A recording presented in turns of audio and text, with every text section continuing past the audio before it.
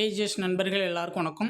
இன்றைக்கி வந்து நம்ம என்ன பார்க்கலான்னு பார்த்தீங்கன்னா, உவேசா அவர்களை பற்றின நம்ம ப்ராக்டிஸ் கொஷின்ஸ் வந்து பார்க்கலாம். சரிங்களா? இதில் பார்த்தீங்கன்னா நம்ம 25 கொஷின்ஸ் வந்து நம்ம கொடுத்துருக்கோம். இந்த 25 கொஷின்ஸ்க்கு வந்து எவ்வளோ கொஷின்ஸ் வந்து தெரியுது அப்படின்னு சொல்லிட்டு நீங்கள் வந்து கமெண்ட் பண்ணுங்கள். சரிங்களா? நம்ம சேனலில் பார்த்தீங்கன்னா இப்போ தமிழறிஞர்கள் அறநூல்கள் உங்களுக்கு ப்ராக்டிஸ் கொஷின்ஸ் வந்து நம்ம கொடுக்க போகிறோம்.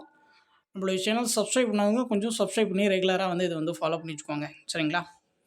சரி வாங்க பார்க்கலாம். ஃபர்ஸ்ட் கொஷின் பாருங்கள். உவேசா அவர்களின் இயற்பெயர் வந்து என்ன அப்படின்னு சொல்லி கேட்டிருக்காங்க. உவே சாமிநாதருடைய இயற்பெயர். ஸோ இதுக்கான ஆன்சர் பார்த்தீங்கன்னா வேங்கட ரத்தினம். அடுத்த கொஷின் வந்து பாருங்கள். உவேசாவிற்கு சாமிநாதன் என்று பெயரிட்டவர் வந்து யார் அப்படின்னு சொல்லி கேட்டிருக்காங்க. உவேசாவிற்கு சாமிநாதன் என்று பெயரிட்டவர்.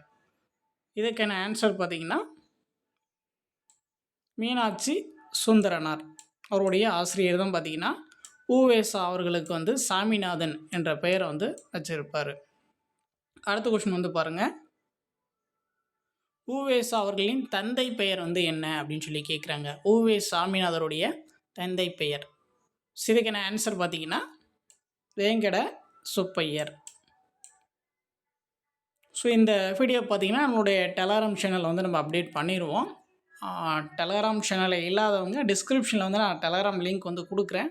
நீங்கள் அதை கிளிக் பண்ணி ஜாயின் பண்ணிக்கலாம். நம்மளுடைய டெலகிராம் சேனலில் பார்த்தீங்கன்னா ஃப்ரீ டெஸ்ட் சீரிஸ் வந்து நம்ம கண்டக்ட் பண்ணி கொடுத்துட்ருக்கோம். சப்போஸ் நம்மளுடைய டெலகிராம் சேனலில் இல்லாதவங்க வந்து டெலகிராம் லிங்க் கிளிக் பண்ணி டெலகிராம் வந்து ஜாயின் பண்ணிக்கோங்க. அடுத்த கொஸ்டின் வந்து பாருங்கள். உவேசா முதலில் பதிப்பித்த நூல் வந்து எது அப்படின்னு சொல்லி கேட்டிருக்காங்க. உவேசா அவர்கள் முதலில் பதிப்பித்த நூல். இதுக்கான ஆன்சர் பார்த்தீங்கன்னா சீவக சிந்தாமணி. ஸோ எந்த வருஷம்னு பார்த்தீங்கன்னா 1887 தான் பார்த்தீங்கன்னா இந்த சீவக சிந்தாமணி நூலை வந்து பதிப்பிச்சிருப்பார். ஸோ நல்லா பார்த்துக்கோங்க. உவே சாமிநாதர் முதலில் பதிப்பித்த நூல் வந்து எதுன்னு பார்த்தீங்கன்னா சீவக சிந்தாமணி. அடுத்த கொஸ்டின் வந்து பாருங்கள். உவேசா அவர்களின் வாழ்க்கை வரலாற்று நூலின் பெயர் வந்து என்ன அப்படின்னு சொல்லி கேட்குறாங்க. உவேசா அவர்களின் வாழ்க்கை வரலாற்று நூல். ஸோ இதுக்கான ஆன்சர் பார்த்தீங்கன்னா என் சரிதம். ஸோ இது பார்த்தீங்கன்னா ஆனந்த விகடன் அந்த இதழ் இருக்கு இல்லையா, அதில் வந்து தொடராக வந்து வந்திருக்கும். சரிங்களா? அந்த பாயிண்ட்டை வந்து நோட் பண்ணி வச்சுக்கோங்க. அடுத்த கொஷின் வந்து பாருங்கள். தமிழ் தாத்தா என அழைக்கப்படுபவர் வந்து யார் அப்படின்னு சொல்லி கேட்குறாங்க. தமிழ் தாத்தா என்று அழைக்கப்படுபவர். ஸோ எல்லாருக்கும் தெரிஞ்சது தான் உவேசா. அடுத்த கொஷின் வந்து பாருங்கள். உவேசா அவர்களுக்கு இந்திய அரசு அஞ்சல் தலை வெளியிட்ட ஆண்டு வந்து எது அப்படின்னு சொல்லி கேட்குறாங்க. உவேசா அவர்களுக்கு இந்திய அரசு அஞ்சல் தலை வெளியிட்ட ஆண்டு. ஸோ இதுக்கான ஆன்சர் பார்த்தீங்கன்னா 2006. ஸோ 2006 தான் பார்த்தீங்கன்னா உவேசா அவர்களுக்கு இந்திய அரசு வந்து அஞ்சல் தலை வந்து வெளியிட்டிருப்பாங்க. அடுத்த கொஸ்டின் வந்து பாருங்கள். உவேசா நூல் நிலையம் எங்கு அமைந்துள்ளது அப்படின்னு சொல்லி கேட்டிருக்காங்க. உவேசா நூல் நிலையம் எங்கே அமைந்துள்ளது? ஸோ எங்கே அப்படின்னு பார்த்தீங்கன்னா சென்னையில் பார்த்தீங்கன்னா அந்த பெசன் நகரில் வந்து இந்த உவேசா நூல் நிலையம் வந்து இருக்குது. அது வந்து எப்போ வந்து அந்த நூல் நிலையம் வந்து அமைச்சாங்க அப்படின்னு சொல்லி கேட்பாங்க. ஸோ 1942. சரிங்களா? ஸோ இதையும் வந்து நோட் பண்ணிக்கோங்க. அடுத்த கொஸ்டின் வந்து பாருங்கள். இந்த பெரியவரின் அடிநிலையில் இருந்து தமிழ் கற்க வேண்டும் என்று உவேசாவை புகழ்ந்தவர் வந்து யார் அப்படின்னு சொல்லி கேட்டிருக்காங்க. ஸோ இதுக்கான ஆன்சர் பார்த்தீங்கன்னா காந்தி அடிகள். ஸோ எப்போ அப்படி சொல்லியிருப்பாருன்னு பார்த்தீங்கன்னா 1937 வந்து சென்னையில் வந்து சென்னை இலக்கிய அந்த மாநாடு வந்து நடந்திருக்கும். சரிங்களா? அந்த மாநாட்டில் தான் பார்த்தீங்கன்னா காந்தியடிகள் வந்து உவேசாவை புகழ்ந்து வந்து இப்படி வந்து சொல்லியிருப்பார். அவருடைய அடிநிலையில் இருந்து வந்து நான் தமிழ் கற்க ஆசைப்பட்றேன் அப்படின்னு சொல்லிட்டு காந்தியடிகள் வந்து சொல்லியிருப்பார். அடுத்த கொஸ்டின் வந்து பாருங்கள். உவேசா பிறந்த ஊர் வந்து எது அப்படின்னு சொல்லி கேட்குறாங்க. உவேசா பிறந்த ஊர். இதுக்கான ஆன்சர் பார்த்தீங்கன்னா உத்தமதானபுரம். அடுத்த கொஸ்டின் வந்து பாருங்கள். உவேசா அவர்கள் யாரிடம் தமிழ் பயின்றார் அப்படின்னு சொல்லி கேட்குறாங்க. உவேசா அவர்கள் யாரிடம் தமிழ் பயின்றார்? இதுக்கான ஆன்சர் பார்த்தீங்கன்னா மீனாட்சி சுந்தரம் பிள்ளை. அடுத்த கொஸ்டின் வந்து பாருங்கள். உவேசா அவர்கள் கும்பகோணம் கல்லூரியில் யாருக்கு பிறகு தமிழாசிரியராக பணியில் சேர்ந்தார் அப்படின்னு சொல்லி கேட்டிருக்காங்க.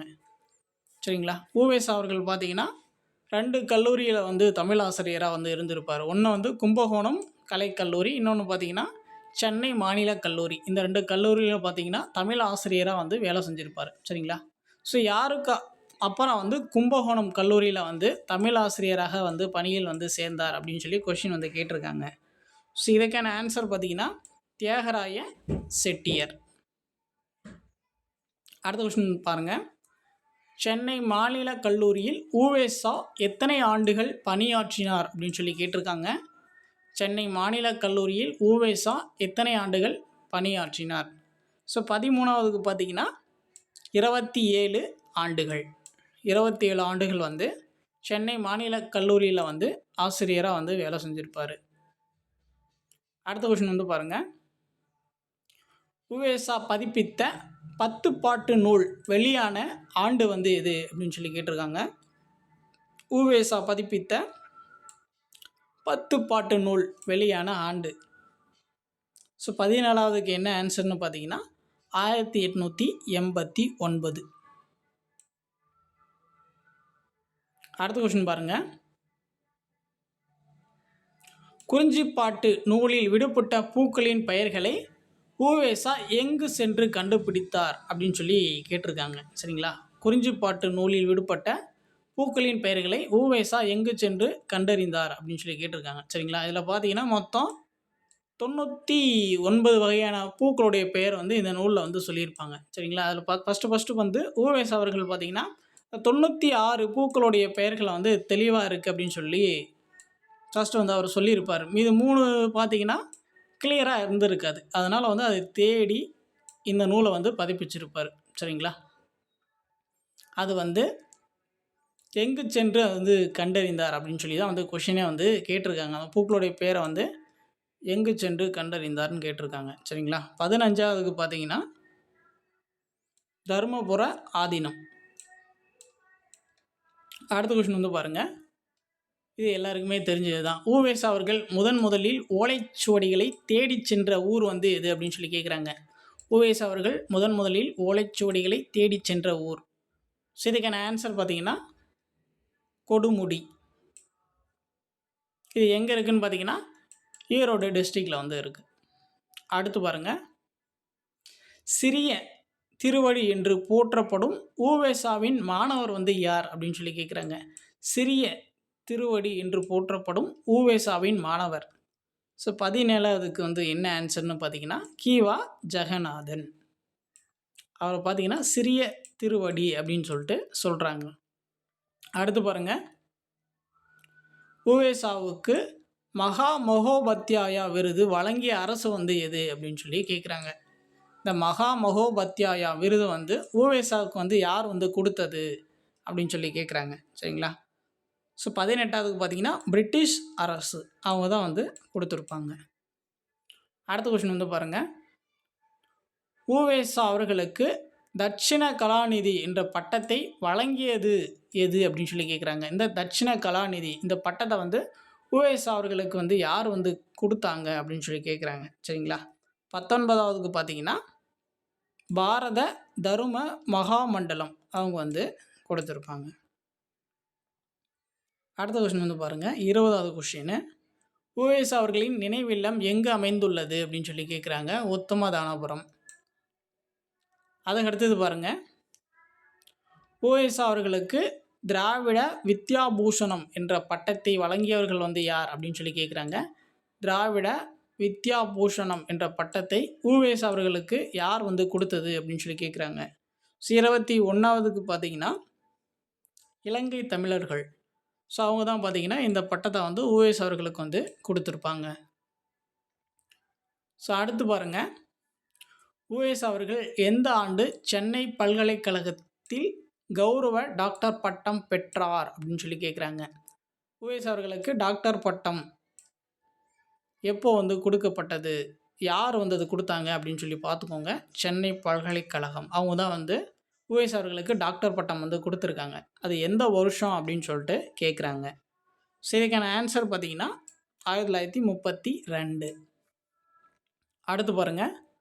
ஸோ இதை வந்து நம்ம முன்னாடியே பார்த்தோமா, அவருடைய சுயசரிதை வந்து என் சரிதம் அது வந்து ஆனந்த விகடன் இதழில் வந்து தொடராக வந்து வந்துச்சு அப்படின்னு சொல்லிட்டு நம்ம முன்னாடியே வந்து நான் சொன்னேன். சரிங்களா?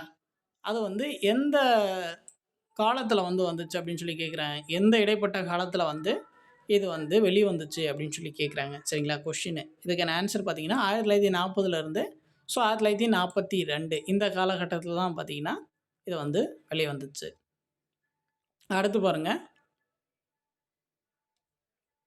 உ.வே.சா அவர்கள் முதலில் சங்க இலக்கியங்களை பதிப்பிக்க தூண்டுகோலாக இருந்தவர் வந்து யார் அப்படின்னு சொல்லி கேட்குறாங்க. உ.வே.சா அவர்கள் முதலில் சங்க இலக்கியங்களை பதிப்பிக்க தூண்டுகோலாக இருந்தவர் யார் அப்படின்னு சொல்லி கேட்குறாங்க. 24வதுக்கு பார்த்தீங்கன்னா, சேலம் ராமசாமி முதலியார். சரிங்களா? ஸோ இவர்கிட்ட இருந்து தான் பார்த்தீங்கன்னா, அந்த சீவக சிந்தாமணி அந்த ஓலைச்சுவடியை வந்து வாங்கி உ.வே.சா அவர்கள் வந்து பதிப்பிச்சிருப்பார். சரிங்களா? உ.வே.சா முதலில் பதிப்பித்த நூல் வந்து சீவக சிந்தாமணி. அது யார்கிட்ட இருந்து அந்த ஓலைச்சுவடி வாங்கி வந்து பதிப்பிச்சார் அப்படின்னு சொல்லி கேட்கலாம். சேலம் ராமசாமி முதலியார். அடுத்து பாருங்க. உ.வே.சா அவர்கள் கும்பகோணம் கல்லூரியில் பணியாற்றிய காலம் வந்து எது அப்படின்னு சொல்லி கேட்குறாங்க. எந்த வருஷத்துலேருந்து எந்த வருஷம் வரைக்கும் கும்பகோணம் கல்லூரியில் வந்து வேலை செஞ்சார் அப்படின்னு சொல்லி கேட்குறாங்க. சரிங்களா? 25வதுக்கு பார்த்தீங்கன்னா 1880லேருந்து 1903 வரைக்கும். சரிங்களா? இதில் பார்த்தீங்கன்னா நம்ம 25 கொஷின்ஸ் வந்து நம்ம கொடுத்துருக்கோம். இதில் பார்த்தீங்கன்னா நிறைய இன்ஃபர்மேஷன் வந்து நம்ம புதுசாக தான் கொடுத்துருக்கோம். சரிங்களா? அந்த உ.வே.சாவை பற்றி நமக்கு ஜென்ரலாக நமக்கு ஜிஎஸ் தமிழ் ஏரியாலாம் கொஞ்சம் எதிர்பார்க்கலாம். சரிங்களா? தமிழ் ப்ளஸ் ஜிஎஸ் இந்த 2த்துக்குமே யூஸ் ஆகிற மாதிரி தான் வந்து நம்ம கொடுத்துருக்கோம். கண்டிப்பாக பார்த்தீங்கன்னா இந்த வீடியோ வந்து உங்களுக்கு யூஸ்ஃபுல்லாக இருந்திருக்கும்னு நான் நினைக்கிறேன். வீடியோ எப்படி இருந்துச்சு அப்படின்னு சொல்லிட்டு நீங்கள் வந்து கமெண்ட் பண்ணுங்கள். சரிங்களா? ஃப்ரெண்ட்ஸ்க்கும் வந்து ஷேர் பண்ணுங்கள். ரெகுலராக பார்த்தீங்கன்னா நம்ம தமிழறிஞர்கள் அதுக்கப்புறமா பார்த்தீங்கன்னா அறநூல்கள் வீடியோ வந்து நம்ம கவர் பண்ணி கொடுக்க போகிறோம். ஸோ நம்மளுடைய சேனல் சப்ஸ்கிரைப் பண்ணுங்க. கொஞ்சம் சப்ஸ்கிரைப் பண்ணி ரெகுலராக ஃபாலோ பண்ணி வச்சுக்கோங்க. தேங்க்யூ.